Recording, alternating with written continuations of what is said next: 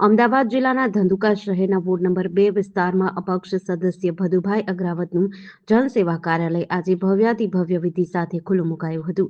શ્રી બાલા હનુમાનજી મંદિરના મહંત પૂજ્ય રામમોહન બાપુના વરદસ્તે કાર્યાલયનું ઉદ્ઘાટન કરાયું હતું.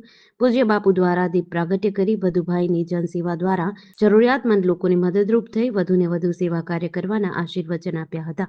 ભદુભાઈ અગ્રાવતે પૂજ્ય રામમોહન બાપુ તથા રોકડિયા હનુમાનજી મંદિરના મહંત ગિરિબાપુનું સાલ ઓઢાડી સન્માન કર્યું હતું. તમામ યુવાનો અને વડીલો સાથે શ્રી હનુમાન ચાલીસાનો પાઠ કર્યો હતો.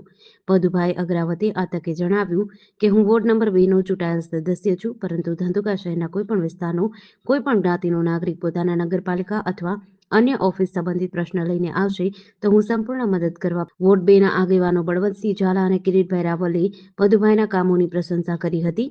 ત્યારે તેમનું કાર્યસ્થળ નાની શાક માર્કેટ આંબેડકર સર્કલ સામે આવ્યું છે. સેવા, સમર્પણ, પારદર્શિતા સાથે જનસેવા કાર્યાલય હવે ધાર્મિક આશીર્વાદ સાથે લોકો માટે ખુલ્લું મુકાયું છે. GDC ન્યૂઝ સાથે CK બારડ, ધંધુકા.